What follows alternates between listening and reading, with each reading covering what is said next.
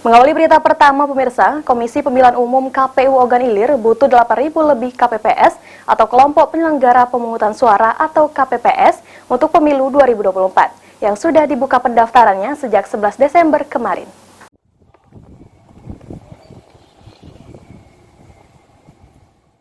Kelompok penyelenggara pemungutan suara atau KPPS untuk pemilu 2024 yang sudah dibuka pendaftarannya sejak 11 Desember kemarin dibutuhkan sebanyak 8.000 lebih untuk Kabupaten Ogan Ilir.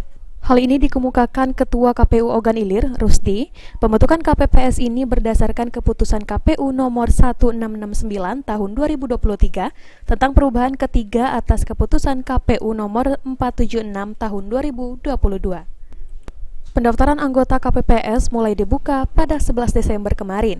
Setiap TPS nantinya akan terdapat masing-masing 7 orang petugas KPPS dan di Ogan Ilir sendiri terdapat 1.261 TPS yang tersebar di 16 kecamatan. Perekrutan petugas KPPS oleh KPU Ogan Ilir akan berdasarkan persyaratan dan ketentuan yang telah berlaku.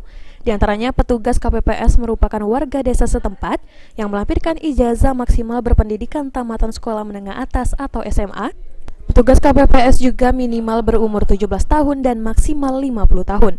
Info lebih lanjut beberapa persyaratan dapat dilihat di web KPU Ogan Ilir. Jadi artinya akan ada 8.861 yang tersebar di seluruh TPS yang ada di Kabupaten Ogan Ilir. Jadi artinya bahwa dalam waktu dekat kami sudah membuka ruang untuk rekrutmen penyelenggara tingkat KPPS.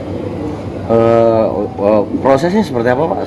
Ya prosesnya begini, jadi artinya bahwa kita yang diutamakan adalah masyarakat setempat yang berlokasi di TPS tersebut dan di desa tersebut. Jadi artinya yang kita utamakan adalah minimal dia sekolah SMA sederajat. Ahmad Romawi, PAL TV.